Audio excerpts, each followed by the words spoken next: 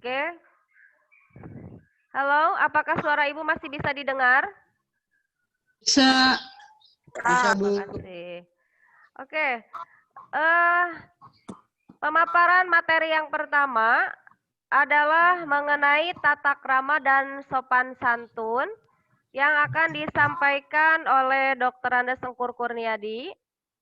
Sebelumnya Ibu perkenalkan terlebih dahulu ya.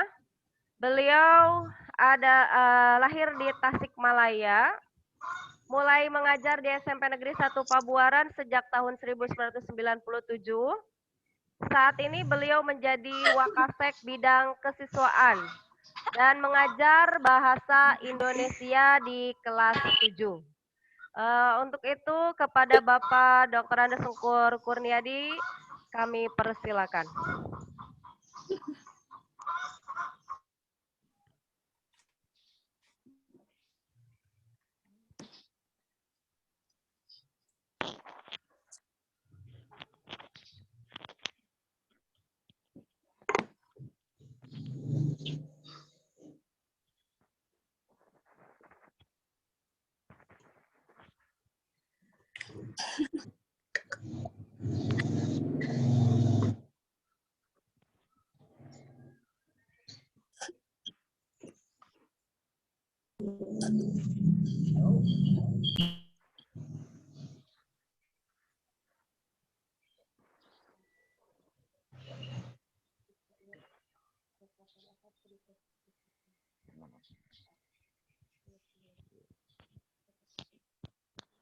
Tes 1-1. Tes. Sebelum dilanjut, apa kedengaran suara Bapak? Ada Pak, masuk. Oh, ada ya. Terima kasih. Ada. Ini Dengeran, telinganya kekecilan nih, nggak masuk kepada telinga. Ya, terima kasih. Selamat pagi kepada semuanya. Kita mulai saja. Assalamualaikum warahmatullahi wabarakatuh. Salam warahmatullahi wabarakatuh. Dikirain nggak pada ada nih, ya enakan virtual seperti gini ya, nggak ribut nih. Bismillahirrahmanirrahim. Wassalatu wassalamu ala asrofil mursalin wa ala alihi wa sahbihi ajmain amma badu. Yang terhormat Bapak Kepala Sekolah SMP Negeri 1 Pabuaran, yang terhormat Bapak Ibu Guru SMP Negeri 1 Pabuaran, yang sama juga yang Bapak hormati dan Bapak cintai, ini para panitia LDKS SMP Negeri 1 Pabuaran dan pada peserta LDKS virtual juga yang sama-sama Bapak cintai. Selamat pagi, mudah-mudahan kalian semua ada dalam lindungan Allah Subhanahu wa taala serta sehat walafiat. Dan tak lupa juga nih Bapak memohon dan berdoa mudah-mudahan corona atau COVID-19 segera berakhir atau segera pergi ke alam barzah gitu kan. Karena ini kita memang prihatin sekali dengan adanya COVID-19. Biasanya ya LDKS diselenggarakan di sekolah ya secara tatap muka. Ya, ada ruangannya, ada konsumsinya gitu kan. Malah setelah LDKS kita biasanya gitu kan mengadakan pemilihan OSIS ya dan atau pengurus OSIS. Setelah itu atau setelah terpilih ketua OSIS biasanya kita ya langsung mengadakan kegiatan gitu ya, itu outbound ya. Setelah outbound biasanya kita mengadakan juga ini pengukuhan ya para pengurus OSIS di sekolah kita. Nah ini mungkin sekarang acara-acara tersebut tidak ada atau tidak terlaksanakan karena kita atau negara kita ini masih diserang pandemi COVID-19.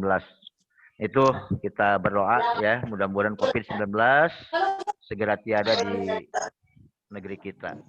Nah itu kira-kira ini udah kelihatan ya, yang terhormat Ibu Nyai Julaiha ini udah ada di layar kami. Terima kasih Ibu Nyai ya. Dia selalu hadir gitu kan, atau selalu mendukung semua kegiatan yang ada di SMP Negeri 1 Buah-Buaran. Ya, terima kasih kepada siswa semua yang cantik, yang ganteng ya. Jangan lupa ya kita membacakan bismillah dulu ini sebelum materi dimulai. Dimana ini Bapak di pagi menjelang siang ini ya akan menyampaikan materi yaitu tata krama atau sopan santun ya. Ini tata krama atau sopan santun ya, kita mengacu pada ini ya, pada dasar negara Kesatuan Republik Indonesia, yaitu ada Undang-Undang Dasar Negara Republik Indonesia tahun 1945 dan Pancasila ya, Pancasila. Nah, Pancasila di sana ada 5 dasar. Nah, itu kita mengacu kepada Undang-Undang Dasar dan Pancasila.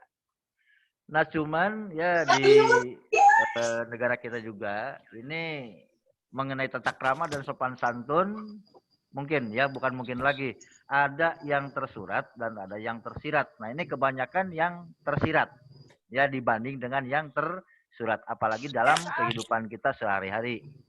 Ini baik misalnya di secara formal atau di sekolah ya. Nah, secara formal di sekolah kalian juga harus gitu kan mengacu kepada tata tertib yang ditulis atau disediakan yang dibuat oleh sekolah tersebut. Nah, biasanya, bukan biasanya, di tiap kelas ada ya, ada terpampang di dinding itu tata tertib ya, di mana tata tertib tersebut harus dilaksanakan ya, harus dilaksanakan oleh semua murid. Kalau tidak dilaksanakan atau melanggar tata tertib sekolah ya, niscaya akan mendapat sanksi. Nah, itu salah satu contoh ya yang kita laksanakan mengenai tata krama dan sopan santun yang ada di sekolah. Nah, itu contoh ya tata krama atau sopan santun yang tertulis. Lalu selanjutnya yang tersirat ya, atau yang tidak tertulis. Ini malah banyak sekali dibanding dengan yang tersurat. Nah, kalau yang tersirat misalnya di dalam kehidupan kita sehari-hari, baik di dalam ini atau informal ya. Ini kebanyakan dilaksanakan di luar formal, yaitu informal atau di rumah atau di masyarakat atau di lingkungan kita, di mana misalnya kita ya menjalankan kehidupan sehari-hari ya. Nah, itu yang dimaksud dengan yang tersurat yang ada di masyarakat atau di lingkungan kita. Misalnya kita punya orang tua ya, ibu bapak ya, selain orang tua mungkin kita punya saudara atau mungkin kakak, punya adik, punya tetangga ya. Nah, itu juga keharusan kita ya dalam sopan santun atau tata krama ya. Nah, ini jelas sekali ya. Ini banyak celotehan-celotehan dari tetangga misalnya ya, dari kakak-kakak kalian misalnya. Itu banyak sekali ya, banyak sekali celotehan-celotehan yang diucapkan kepada anak ya, kepada anak-anak yang tidak punya sopan santun. Misalnya kawas lain budak sekolah gitu kan, lalu kawas nu teu ngaletak bangku, kawas nu teu ngaletak meja. Nah, ini salah satu celotehan ini yang halus ya, yang halus atau sindiran-sindiran yang halus atau bisa dikatakan ini ironi gitu kan, ironi. Nah ini contoh-contoh tersebut ya ini banyak sekali ya, banyak sekali ya yang Bapak dengar di lingkungan, baik tetangga-tetangga misalnya, ya, kakak kalian, atau teman-teman kalian juga, apalagi Bapak kira ini, mohon maaf ya, bukan menjelekan, kalian. Kalau Bapak bandingkan gitu kan, Bapak hidup dulu masa kecil, masa remaja di Tasikmalaya, dan Bapak sekarang dari 96 ya, Bapak menginjak hampir berapa tahunnya, 96 sampai sekarang, ini Bapak berdomisili di Pabuaran. Ini kalau banding-banding ini bahasa ya, bahasa bukan bahasa gaul lagi gitu kan, bukan bahasa gaul lagi. Kalau bahasa gaul misalnya ya banyak ya, banyak yang ada atau istilah-istilah bahasa gaul. Kalau di sini bukan bahasa gaul lagi ya, tapi bahasa kalian sehari-hari yang jauh dari sempurna ya. Misalnya ngobrol dengan teman-teman kalian, ada yang terlontar kata-kata yang tidak pantas diucapkan oleh seorang pelajar atau beberapa orang pelajar gitu. Ini udah menjadi kebiasaan ya, yang sudah melekat di dalam sanubari kalian, di dalam otak kalian, di dalam diri kalian. Nah kalau bisa ya, malah kalau bisa ini usahakanlah jangan sampai terlontar kata-kata binatang keluar gitu kan, kata-kata binatang keluar ya, lalu tolol, kata goblok dan lain sebagainya. Ini sering ya, sering Bapak temukan ya, bukan anak SMP lagi, anak-anak SD, anak-anak TK ya, malah anak-anak SMA, di luar anak SMA pun ya, Bapak lihat perkembangan ini sudah terbiasa. Nah ini kita hapuslah ya, kita hapus kata-kata yang kurang berkenan gitu kan, malah apalagi kita seorang pelajar gitu kan, ini tidak sepatutnya, tidak sepantasnya mengucapkan hal-hal tersebut. Kenapa? Walaupun ya kepada teman, kepada rekan, ya kalau kedengaran sama orang lain, ya apalagi kita seorang pelajar, ini sangat memprihatinkan. Malah banyak ya, Pak itu anak-anak SMP bicaranya seperti itu. Iya, ini sudah biasa mungkin Bu, Pak. Ini banyak sekali ya, banyak sekali pengaduan-pengaduan dari lingkungan, dari masyarakat dan lain sebagainya. Ini mengenai bahasa, ya bahasa yang sering dilontarkan oleh kalian semua. Nah ini sebagai contoh, Bapak punya contoh, ya ini di kelas 9G. Ini kalian patut contoh, ya. Ini yang namanya Padli, kalau tidak salah anak Bangkuang, ya, orang Bangkuang. Nah ini Bapak kira sudah memenuhi syarat lah, ya. Lebih dari memenuhi syarat. Lihat, ya. Cara berucap kata, cara bertutur kata, ya, baik menggunakan bahasa Sunda atau bahasa sehari-hari maupun cara mengucapkan atau berbicara dengan bahasa nasional atau bahasa Indonesia. Ini Bapak salut lah ya, salut. Di Pabuaran masih ada anak laki-laki atau siswa SMP Negeri 1 Pabuaran ya, yang sopan santunnya ini melebihi Bapak sendiri atau melebihi Bapak Ibu guru.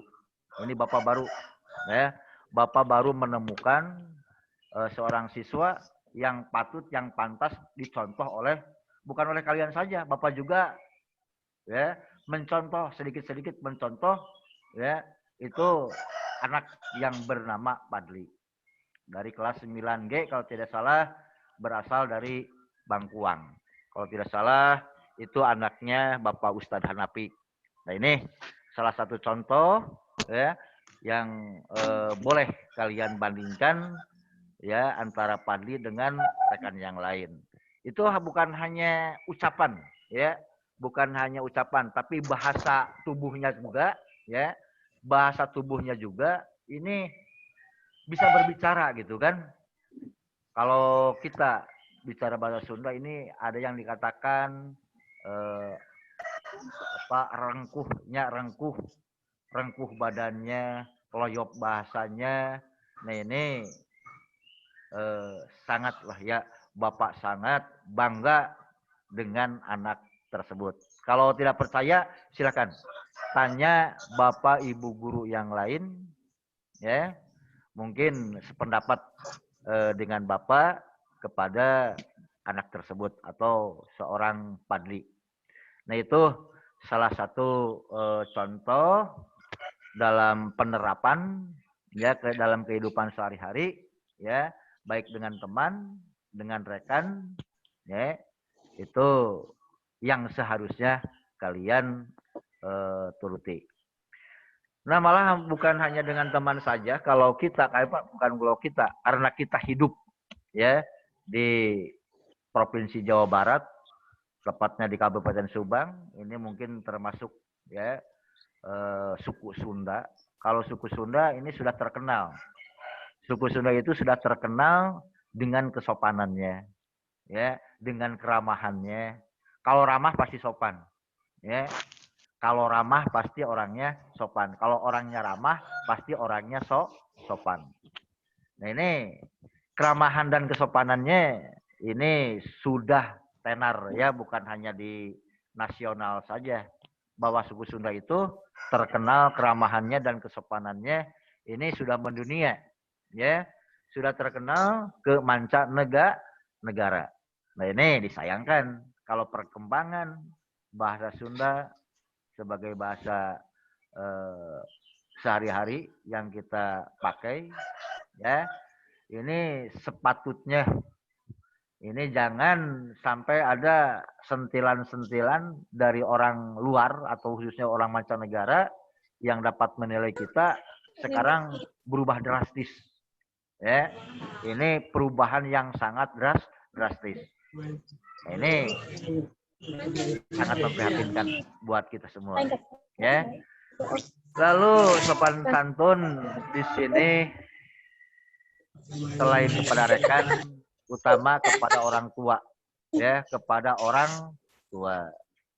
Selain orang tua kalian, bapak ibu kalian, ini juga ya banyak orang-orang tua di sekitar kalian atau di lingkungan kalian. Nah, ini termasuk bapak ibu guru yang ada di sekolah itu juga dapat dikatakan sebagai orang tua.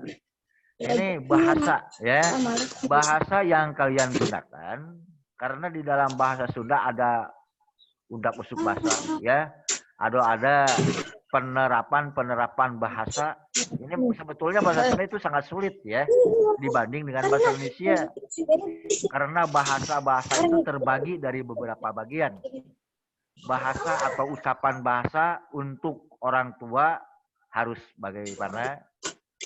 Lalu bahasa untuk teman seperti apa? Ya. Lalu bahasa untuk ya di bawah umur kita harus bagaimana? Nah ini mungkin terbagi dari 3 bagian. Ada bahasa yang harus diucapkan kepada orang tua atau di atas usia kita harus bagaimana? Ya. Mungkin harus lebih sopan dibanding dengan bahasa-bahasa yang kita pakai kepada teman atau sahabat. Lalu ada juga bahasa untuk misalnya di bawah usia kita. Ya, ini pembagian ini justru ya ini mungkin sangat menyulitkan ya, sangat menyulitkan buat kita. Tapi kalau kita betul-betul ya mempelajari bahasa Sunda ya untuk pengucapan-pengucapan di dalam kehidupan sehari-hari kita, insya Allah kita bisa. Ya, asal kita membiasakan hidup, yaitu ya, hidup dengan tata krama dan sopan santun. Insya Allah kita juga akan terbiasa kalau kita membiasakan bahasa yang digunakan ya dalam kehidupan kita sehari-hari. Nah ini perlu ya kita pikirkan, perlu kita laksanakan ya, bukan hanya wacana ya, bukan hanya harapan, tapi sedikit-sedikit kita laksanakan di dalam kehidupan pergaulan kita sehari-hari. Tidak ada lagi kata-kata binatang yang keluar, tidak ada lagi kata-kata yang dapat menyinggung perasaan orang lain, baik teman, sahabat, ya, baik ke kakak, ke adik, ya, maupun ke orang tua. Nah, ini apalagi ucapan-ucapan yang tidak sopan yang kita sampaikan kepada orang tua. Ini ya hukumnya dosa. Hukumnya kita dosa. Seandainya kita mengucapkan hal-hal yang tidak sopan kepada orang tua atau berbicara ke orang tua. Ini apalagi orang tua sampai mengeluarkan air mata, menangis dan lain sebagainya akibat ulah perilaku atau tingkah laku maupun ucapan kita. Nah, itu kita harus segera minta maaf. Ya, harus segera minta maaf. Baik kepada orang tua kita yang ada di rumah, baik kepada saudara-saudara kita, baik paman, tua, kakek, nenek, ya, tetangga dan lain sebagainya yang pernah disakiti oleh kita, ya, oleh bahasa-bahasa kita yang pernah terucap, oleh bahasa kita yang pernah terlontar misalnya, ini sehingga orang lain tersinggung, ya, sakit hati. Ini tidak lagi, ya, atau segera kita minta maaf seandainya kita pernah mengucapkan atau melakukan hal-hal tersebut.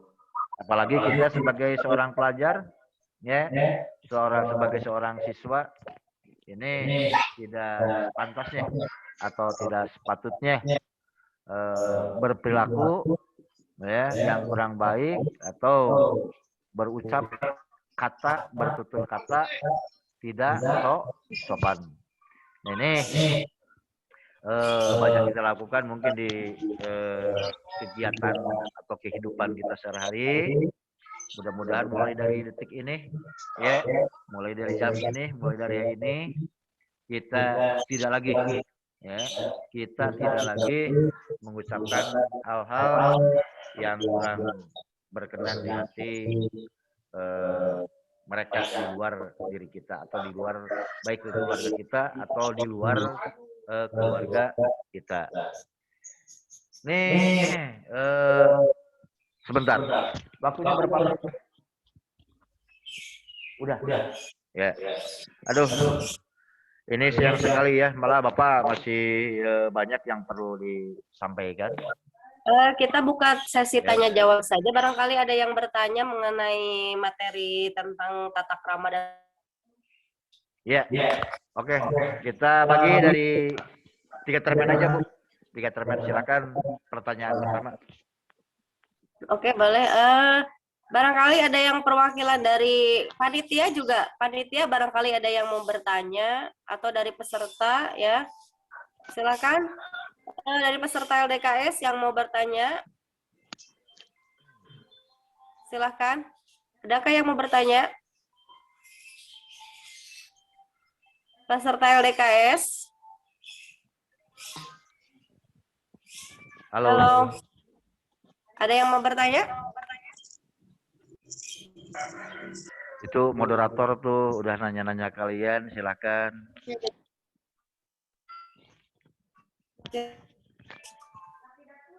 Ada pertanyaan pidato. Halo Pidah. Pidah, ada yang mau ditanyakan? Nggak ada, Bu. Nggak ada. Paham tentang sopan santun tadi ya? Paham tadi materinya? Oke. Kemudian lainnya, coba Ibu Fajril. Halo Fajril. Fajril kelas berapa? 7D. 7D. Pak Jril tadi yang disampaikan oleh Pak Angkur sudah hafal, sudah tahu, sudah paham Sudah. tentang apa? Tata krama. Tata krama dan sopan santun ya. Sudah mulai diterapkan ya untuk semua peserta LDKS. Tolong tadi sudah diberikan penjelasan mengenai sopan santun. Mudah-mudahan bisa diterapkan juga dalam kehidupan sehari-hari. Pertanyaannya barangkali tentang ini Pak, keorganisasian di sekolah kita, OSIS ya.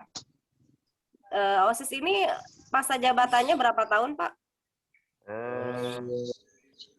Tahun ya.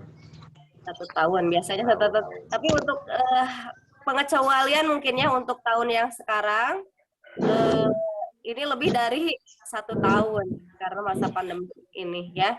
Jadi biasanya itu 1 tahun. Mungkin untuk keorganisasiannya yang lain, tugas-tugas sekretaris bendahara juga tolong disinggung Pak. Nah ini kebetulan ya, kebetulan. Ini mohon maaf ya. Seharusnya kepengurusan OSIS ini 1 tahun berlakunya, ya. Nah ini sudah 1 tahun 6 bulan ya, udah mau 1 tahun 6 bulan ini tidak ada pemilihan. Nah kenapa? Ini kebetulan pembina OSIS Ibu Yusi Sri Mulyani ya mempunyai niat itikad baik dengan menyelenggarakan LDKS secara virtual ini. Ini sebetulnya Bapak juga ini bingung ya, bingung. Kenapa? Untuk mencari kepemimpinan OSIS, baik ketua, wakil ketua, sekretaris, bendahara dan lain sebagainya, dengan seksi-seksinya, dengan koordinator-koordinatornya, ini mungkin seharusnya ya dengan cara tatap muka. Bapak ini sama sekali ini baik kelas 8 mau apalagi kelas 7 gitu kan.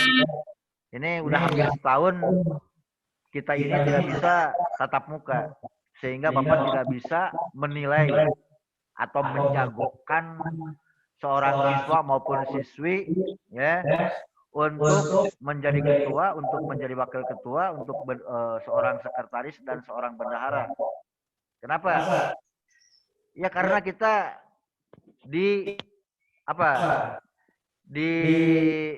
seakan-akan gitu kan dimatikan gitu kan dengan tidak adanya tatap muka. Bapak tidak bisa menilai tingkah laku, etika sopan santun, ya khususnya, lalu siswa yang pintar mungkin, yang mampu bisa memimpin organisasi OSIS, ini bingung, ya. Nah dengan LDKS virtual di sini, Bapak Ibu guru mencoba ya mencari sosok, ya mencari sosok seorang pemimpin atau pemimpin ya yang akan menjabat kepengurusan OSIS di tahun 2021-2022. Nah ini mudah-mudahan dengan LDKS tetap virtual ini Bapak Ibu guru serta panitia menemukan sosok pemimpin. Ini mudah-mudahan dapat menemukan, karena ini belum tentu ya, entah Juni entah Juli kita baru bisa tatap muka ya, ataupun saja tahun ini mungkin sama sekali tidak ada tatap muka, sedangkan tuntutan untuk kepengurusan OSIS sudah harus dibentuk. Nah itu ya. Jadi tolong kepada peserta LDKS khususnya untuk kelas 7, kelas 8 ya, silakan ikuti LDKS virtual ini secara seksama atau secara teliti biar kalian mengerti. Mudah-mudahan ini kalian terpilih ya menjadi kepengurusan OSIS. Itu kira-kira ya Bapak yang dapat Bapak sampaikan. Dan dari inilah ya, dan dari kegiatan LDKS virtual ini, Bapak Ibu guru dapat menilai atau insya Allah akan dijadikan atau akan terpilih menjadi kepengurusan OSIS. Itu. Jadi yang mengikuti LDKS virtual ini ya untuk dipersiapkan menjadi atau menjadi orang-orang atau sebagai kepengurusan OSIS. Kira-kira seperti itu yang Bapak bisa sampaikan. Terima kasih atas perhatian kalian semua. Mudah-mudahan ya kalian tetap sehat walafiat, tetap dilindungi oleh Allah Subhanahu wa taala, dan mari kita semua berdoa kepada Tuhan yang Maha Kuasa. Mudah-mudahan COVID atau corona segera pergi dari negara kita dan kita hidup normal kembali, belajar normal kembali, mungkin tidak akan banyak masalah kalau kita istilahnya belajar tatap muka, mungkin semuanya akan lancar-lancar saja.